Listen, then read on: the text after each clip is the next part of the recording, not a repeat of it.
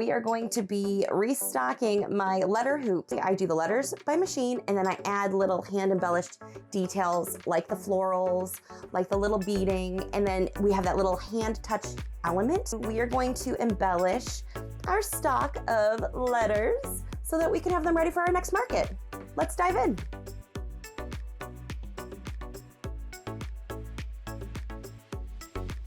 Hey everyone, I am Lauren, the quilter and fiber artist behind Garden Girl Studio, and today we have another Sunday Stitches hangout session where we are going to be restocking my letter hoop. So these are in 3-inch hoops, and they're ideal for during the holidays. People often buy them for Christmas ornaments.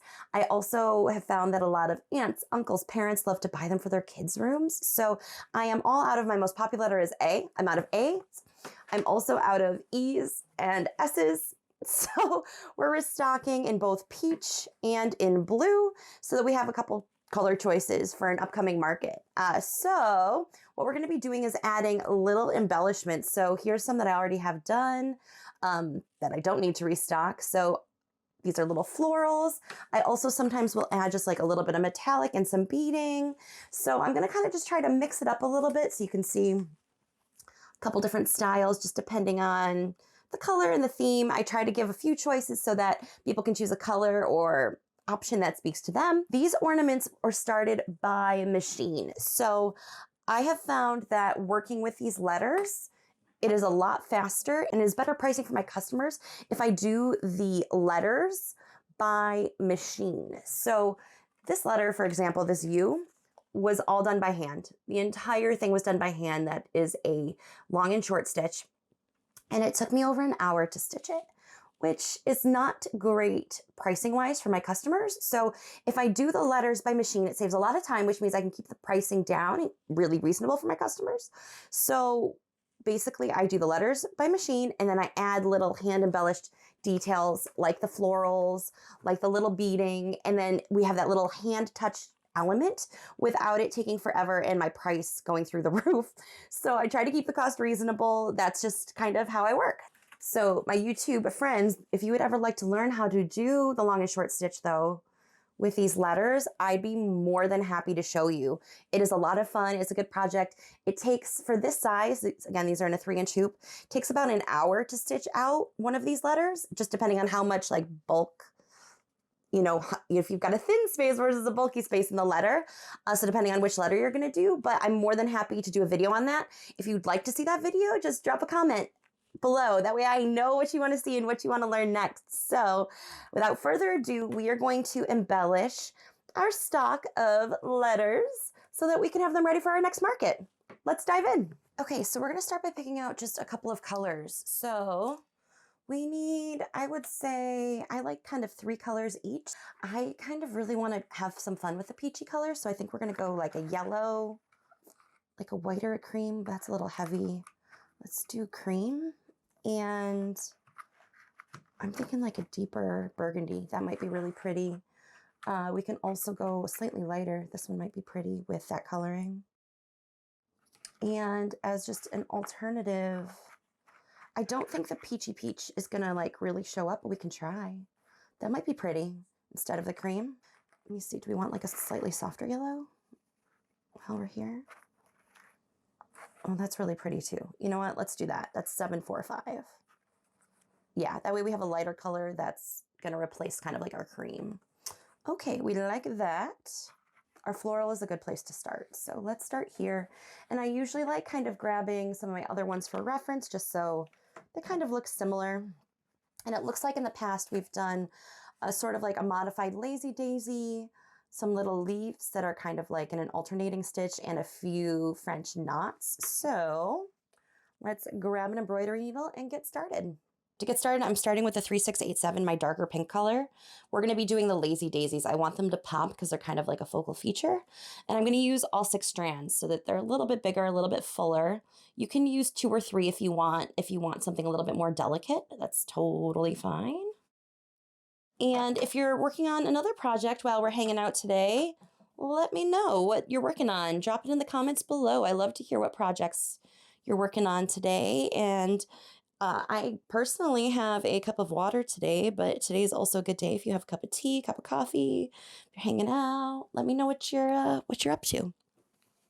So next thing we need to decide is where we're going to place our flowers. You can see, I'll grab another example here. I kind of, usually do like something high and something low. So I'll probably do something similar, something in the upper part of the A and something in the lower part of the A. And I'm going to show you an example today with the florals, but then stick around because with the blue, I may do something other than florals for at least one of them. I'm probably going to do something a little bit more neutral, like lines and beads, something a little bit more, less flowery, less feminine. So, okay, let's start with just basic, a modified lazy daisy here. We're going to just do 4 petals. So I'm going to come up, come back down in almost the same spot. I think I want my petal to be about that size. Yeah, I'm not going to pull too hard. So,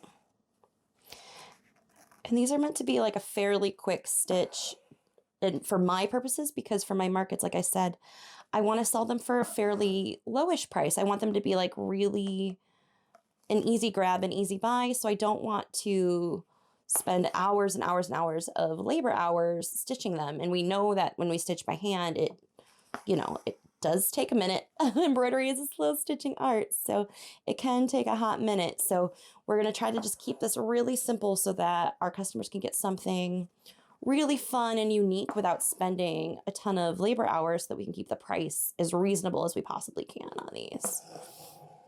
So they get a little bit of handmade fun with the perk of it not taking forever by mixing with the machine. Okay, so there's our 3rd petal.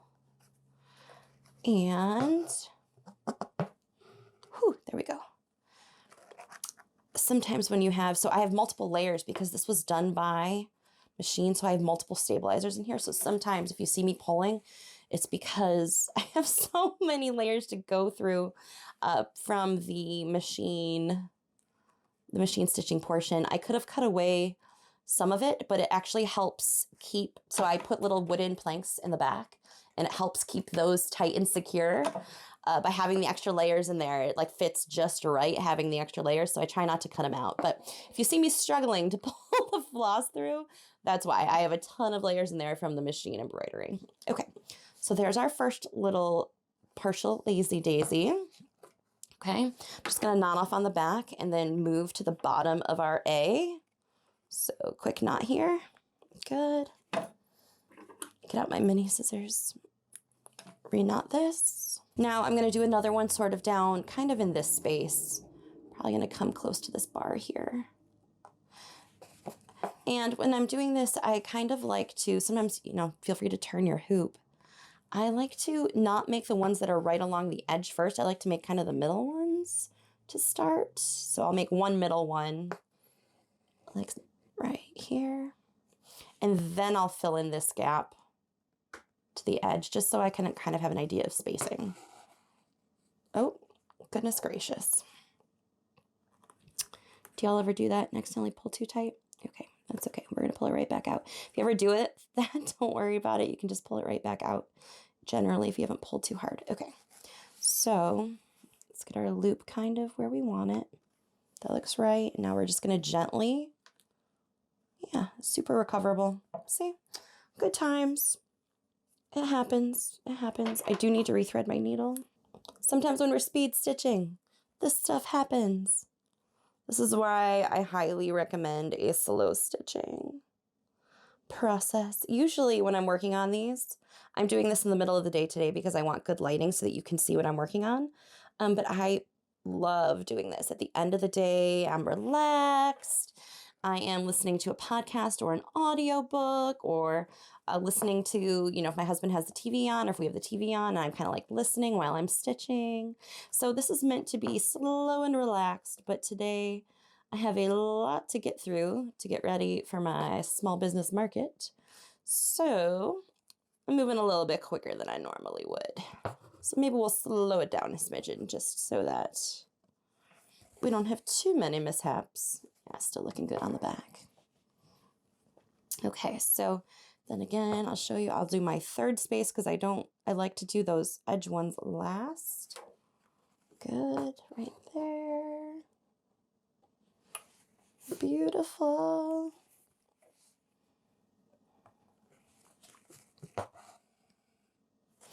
And our last little petal is going to come right here. I mean, you don't have to do it this way. I just like filling in the edges last. I think it makes it look, I don't know, it's easier to fill it in for me, but feel free to do it however you think is best. So, okay, that's our last little petal there. Perfect. So we're going to knot that off, and then next we'll add our little leaves.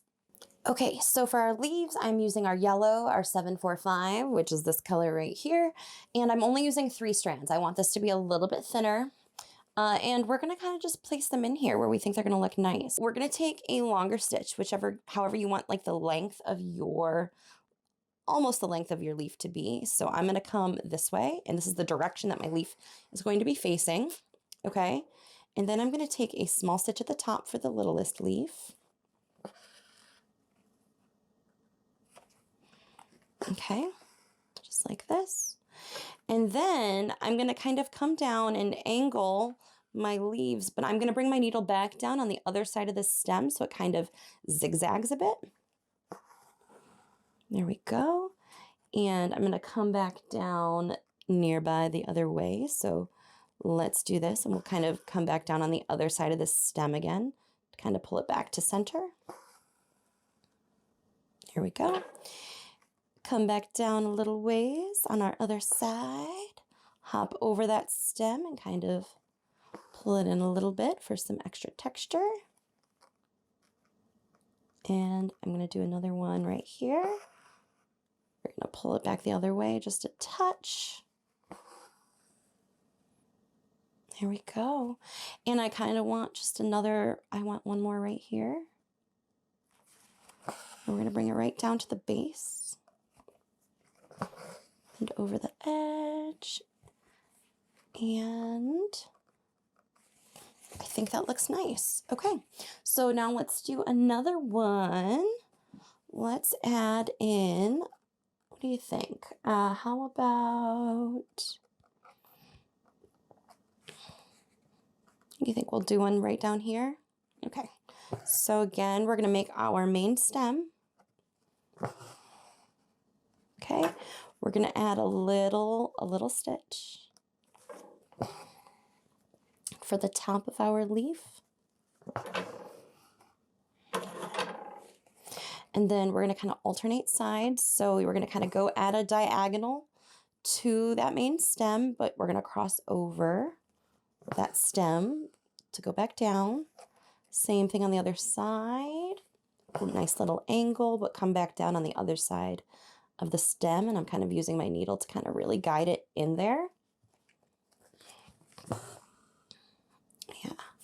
And then we'll do another one on this side. There we go. And one on this side. There we are. Okay, we like that. We're happy. I'm going to hop over to the other side of our A. Tie off a little knot.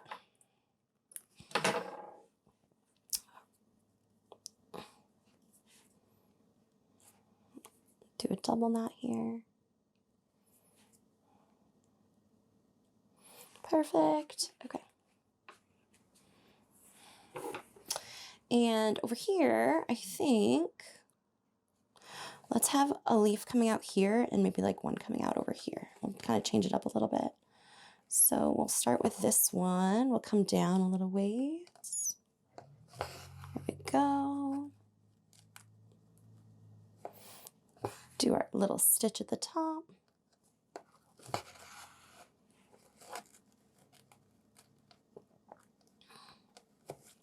Side angle. Cut a little bit of this knot onto the other side. There we go. Cross over. We're going to angle our leaves. It's a little big. And cross over. And as I'm doing this, I like to make sure that my leaves are kind of getting like small to big. So the closer you are to the base, the longer the leaves are, and the farther away from like the base A, the smaller the leaves are. That's just kind of how leaves are in nature. So I kind of try to mimic that a little bit, even though this is a little bit different than a realistic. It's more stylized. We still can kind of try. Okay. There we go. And I would like one more. I think I'm going to try to come up and just put something closer to this base. And I know this leaf's a little bit shorter, but it's almost like it's tucked behind the A. So we can kind of imagine that, but it's going to fill in that space a little bit better. Now, I kind of want to do something fun here instead of just anchoring on the other side. I think I want to come up just a little bit. We'll do a smaller one here, so it's not too crazy. And then we will do our little stitch.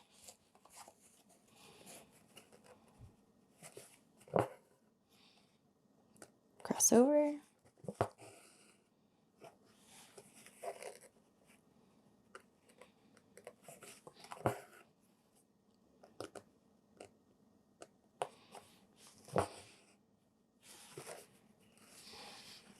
Making sure that my edges don't get caught under my stitching. We don't want that to happen.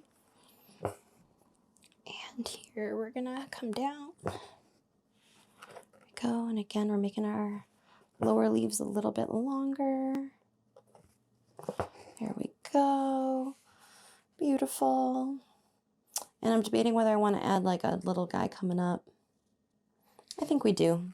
I like odd numbers, so far we have a lot of evens happening here. So let's bring another leaf up a little ways here.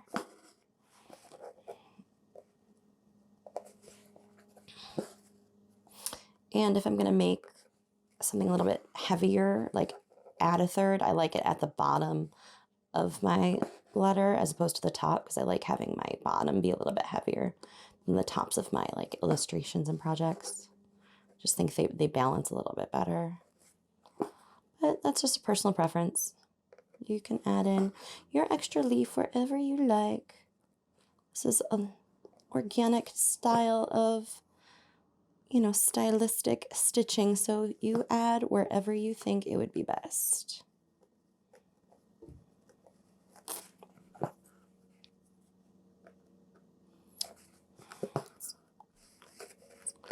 Okay, and I'm going to add in one more long one to the base here. Yeah, right down there. Okay, I think that looks really nice. Next, I'm going to tie this off, and then we're going to add in our French knots. Okay, so we're going to add in our French knots with this peachy color. It's a little bit more of an orangey peach than our background, so it's going to pop, which is nice. And I'm using 30 strands. I'm probably going to do 3 loops for my knot.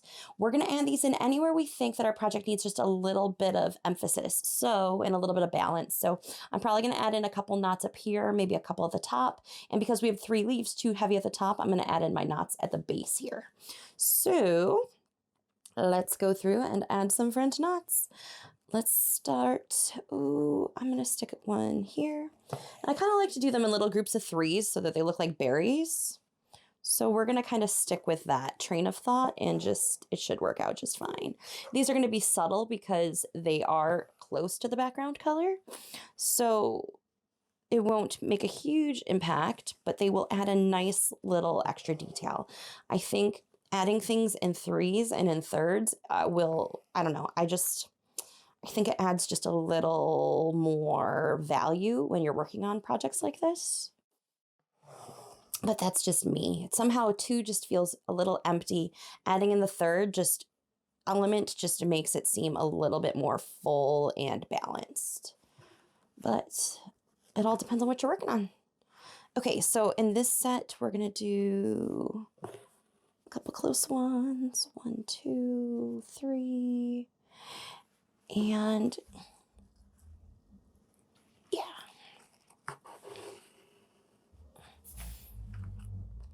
And I'll add one more. We're going to keep it kind of close up here. Next time when I do my next A, I might add these 3 berries to the outside here to kind of start coming around the A, but it's just a matter of opinion. I think they're going to look okay. I'm going to knot this off down here, and then we're going to move to the bottom part of our A to add in our knots down there, and I think I need a slightly bigger knot than that. When I'm close to the edge of my hoop and it's hard to tie a knot, I will make my little loop, and then I'll use my needle to kind of guide the knot to the base. There we go. And I just use my fingernail to make sure that it really is snug along the fabric. Little trick in case you've ever run into that issue. And now I want to add just a little trio down here.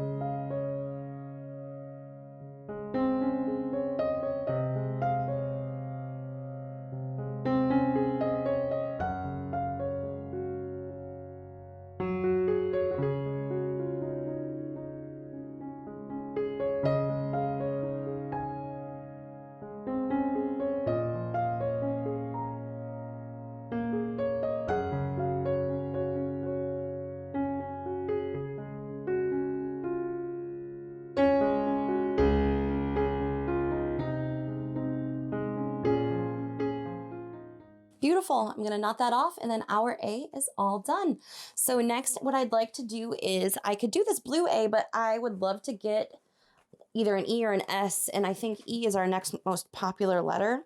Believe it or not, I'm shocked as well, but we're going to do an E in blue so that you can see how I would change up the style. And I don't even know if I'll use these colors. I might, but I think I might go like something a little bit more fun and metallic and maybe add in some beading. So I think we're going to add some beads and a little bit of metallic to this just to kind of doll it up a little bit. So let's tackle that next. Okay, so with this style of letter, we have a couple of different choices.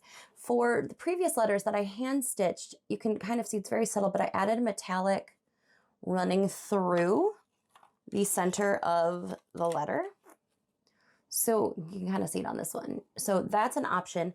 But I've also, for my Valentine's Day hoops, I ran the metallic on the outside, which was also kind of cute. So I'm wondering if we just run a couple simple lines for this along the outside.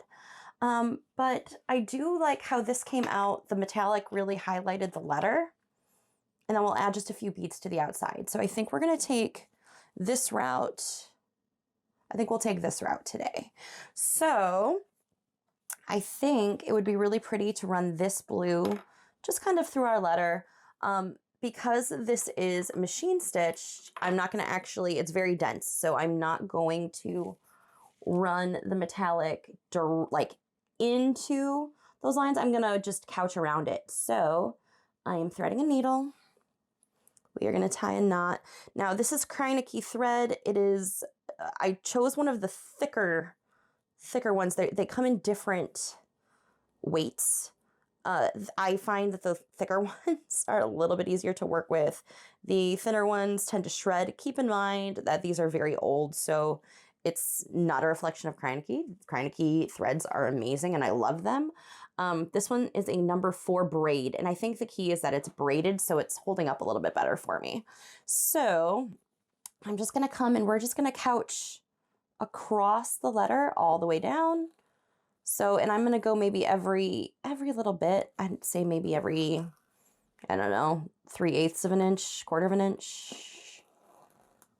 Yeah, we're just going to kind of make it look a little stripey, which I think is fun. And the goal here is just, I mean, I might do a second set of the blues, like the A's in florals, but I wanted an option that wasn't florals in case someone comes and florals just aren't their style. I just want an alternative.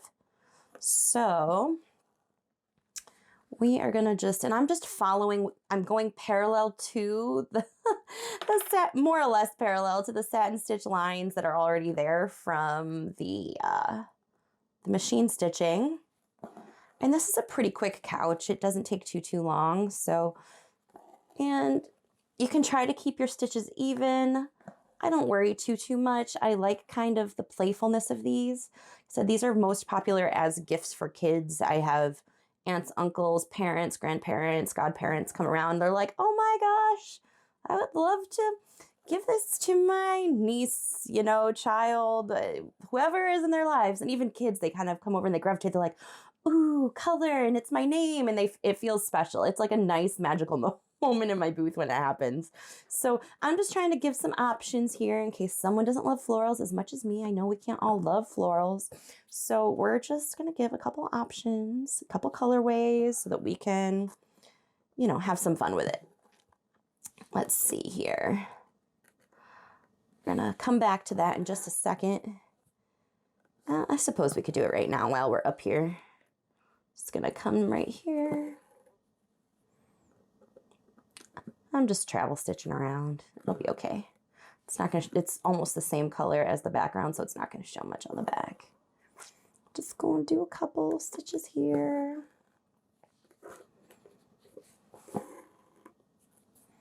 There we go. We'll jump back down to where we were.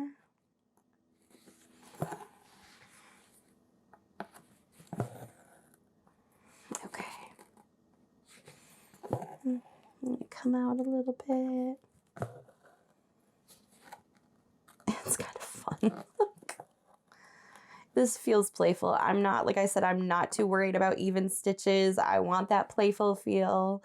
If you want something a little bit more formal, just try to keep your stitches as even as possible. You can even mark them with a ruler if you wanted to, like in a marking pen that can either, you know, wash away in heat or water. But I am not super worried. I think this is playful. This is cute. This is cute. Okay. And so I'll take this last stitch here. I'm going to tie this off. Oh my gosh, how fun is that? Okay. So I'm going to tie off a knot in the back and then we'll add our beads. We'll pick a color.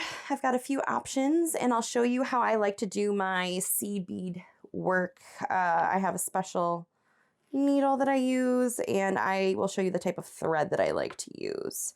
It's a little bit more fussy to do this, but I think it's worth it. I think it's a nice effect. So let's jump into that. Okay, so I have a ton of seed beads and I've got to get new containers. These lids are starting to like age. They're so old. I think I like this periwinkle color best. It's a little bit darker, which brings out the E color. This cerulean color is a little bit too like on the green side, like the greeny blue. I like the lavendery blue a little bit better. So we're gonna go with this color right here. So I'll cover these up so we don't get mixed up. I use Sulky invisible thread. This is my favorite thread to use when I am beading. I also use a very, very, very thin needle. When I say thin needle, I mean this is tiny. It's really, really, really, really tiny. I call it a beading needle. This might have a different name. Let me see if I can find it. Please hold. Okay, so these are the two I have in my stock. I have a John James beading needle, size 12, this size. Let's see what these look like. I think they look very similar. So it's very, very long. I don't love working with needles that are quite that long. This is a straw needle, size 11. I think this is what I'm working with here. It's a little bit shorter. Yeah, so this is the straw needle. You can see it's a little bit shorter. I don't know, can you see that? Here, let me put it down here. Okay, so this is the beading needle. This is the straw needle. The beading needle is a touch thinner, but I find that the straw needle still will go through these seed beads just fine. The reason why we need such a thin needle is because the holes for these seed beads is just so tiny that we really need something small that will go through the seed beads. These larger needles, like my embroidery needles, won't even come close. Like I don't even think I can get this most of the way onto this needle. Yeah, that's it. That's as far as it'll go. So we need a really, really thin needle. It's totally preference. So if you are doing like heavy beading or making jewelry, I bet the beading needles would be beneficial to you. Personally, I like something a little bit shorter. This is a little bit long for me. So I am going with these are all embroidery needles in here. Okay, so, and some of my machine needles. But yeah, no, I like this one's a little bit curved. You can tell they kind of bend easily. So I'm going to be working with the straw needle. Again, John James straw, size 11. That's what I'm working with today. And we are going to use, I did cut the invisible thread, but it's invisible, so it's hard to see. Okay, so we found it. And I like to double this up. So what we're going to do is we will thread the needle, and instead of leaving it's going to be so hard to see, I'm so sorry, but instead of leaving a strand with a tail, I am tying both ends together. And I'm going to tie a good size knot just because I like having 2 strands going through my beads. It's going to be a little bit more secure. If one of those strands breaks for whatever reason, you've got the second one as backup. And generally when I'm beading, especially if I'm beading for market, something that's going to be sold, I will actually go through each bead twice. So we are going to go ahead and place them. We are going to start stitching, and then every few beads we're going to go back through and make sure that all of the beads we've gone through twice. So as best we can, it's just going to help add extra security to those beads. Okay, so we have a knot. I think I might need to triple knot that because this is so fine a material. I just don't want it to pop through the fabric. Okay. All right, so let's just start scattering our beads for reference on. I'm just going to use this as a reference for how far apart that we generally put them. Okay, so let's just kind of start. We'll stick one up here and then we'll just kind of work our way around. Yeah, so you can see that's not coming through. I'm going to pick up a bead. And this does take a minute. Beading by hand is, once we get into a rhythm, we'll be good. But yeah, no, it does. It takes a hot minute. So we're going to pull through. There we go. And add another one. Okay. And they're going to fall on the floor. They're going to go everywhere. So good times. But there we go. I think what I'll do with these is I'll just go through and I'll do all of them with a single strand, and then I'll go back through and I will double up my stitches at the very end. So yeah, you were just going to get a bead on the needle. I usually use the needle to get it on the strand. We just work it down. I come back down in almost the same hole. But with this invisible thread, you can't see it. You really can't see. Which I prefer. I don't like seeing the thread that I'm using. That it bugs me when I see. It's a personal preference. If you want to use a thread that you can see the color, you know, you want to try to match like the background color or the color of the bead, that's totally fine. Personally, it's not my favorite thing to see. So I like working with this Sulky invisible. That's my go-to. I just think it has a much cleaner look. I think having a colorful thread is a little bit more distracting personally. So this is my go-to. But like I said, it's all personal preference. So it's whatever you like best. And once you get going with beading, you get into a rhythm. You know, it's not too bad. Okay, so we're just gonna kind of come down, put one out here, and I'm just kind of trying to keep the spacing relatively balanced.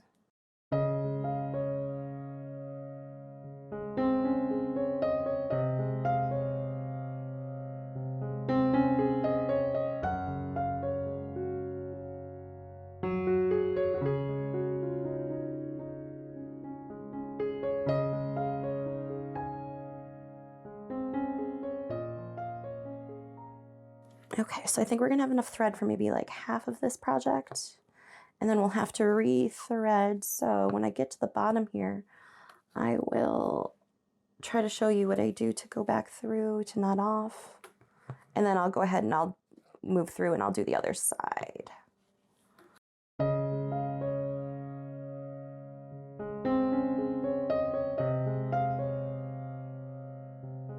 And honestly, it's good when you're beading to just do part of the project at a time, knot off. It's going to just help keep your beads more secure, especially if you're trying to sell your work. You want to make sure that these beads are not going to move, that they're not going to bust out, that they're going to stay nice and secure for your customers.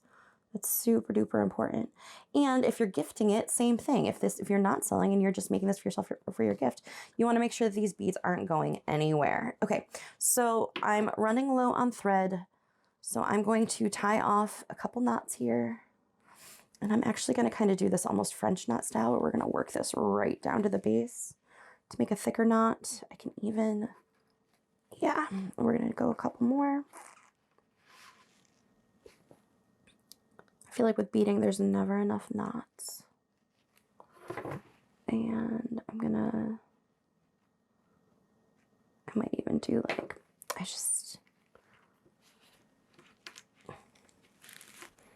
just really like my beads secure. So, okay, there we go. I got through most of that. Cut this off, and I'm gonna get a new strand.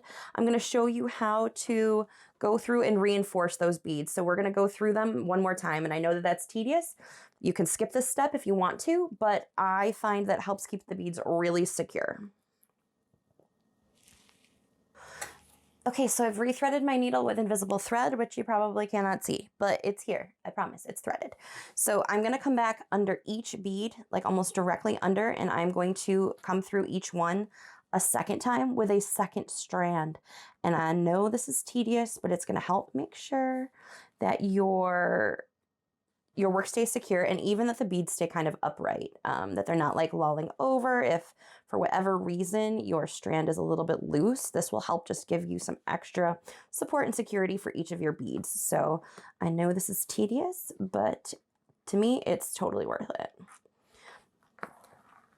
I've had projects, my big tree project, which I know a lot of you have seen, I've had to ship that out before for shows, and let me tell you, there's beads all through the canopy of the tree, and I am just glad that I had it extra secure, just because you never know, like in shipping, you don't know if it's going to get, you know, ruffled, or if someone's going to take it out of the box roughly when it gets to the quilt show, and I just like making sure that nothing's going to move. It's going to get to its location just the way that I intended it. So it only takes an extra couple minutes. It's a good time to put on a good podcast or YouTube video. And a little extra work, but that's okay. We don't mind. We don't mind. Okay, here we go. We're gonna...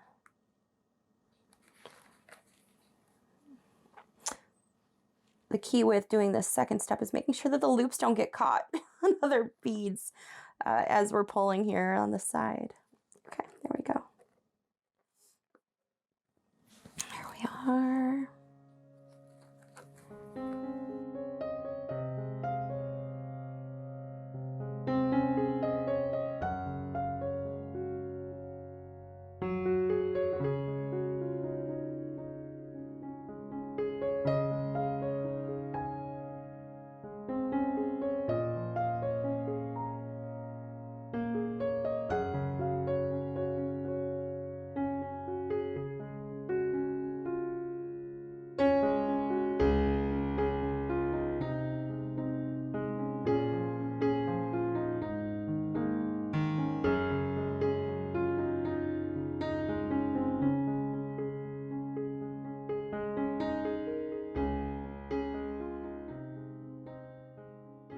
Okay, so my video stopped recording. Basically, we got to the end of this. I tied off a couple knots, and now we're gonna go through and we're gonna do the other side.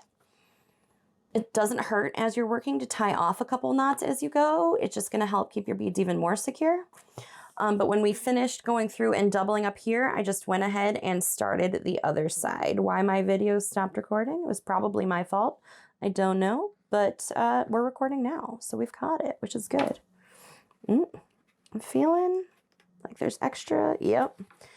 This invisible thread, you got to make sure you got all of it. It will, it's definitely exciting.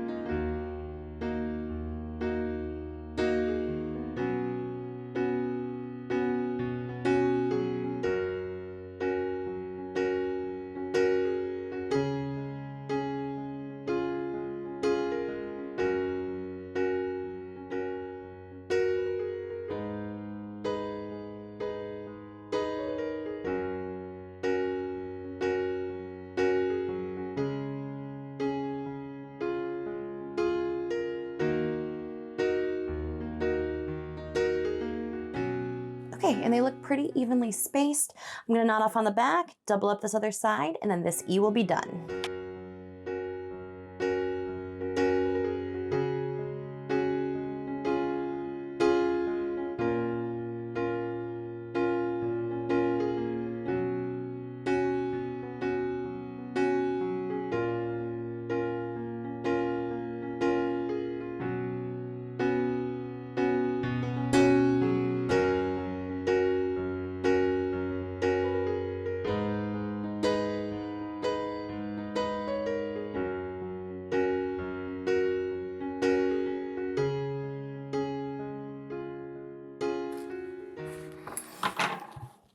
Okay, and our E is all done. Very exciting. Hey friends, so we finished up 2 different styles of embellishing letters today. So we've got our cute little florals and we have our beads with couching. So I love stitching along every Sunday, doing little fun projects.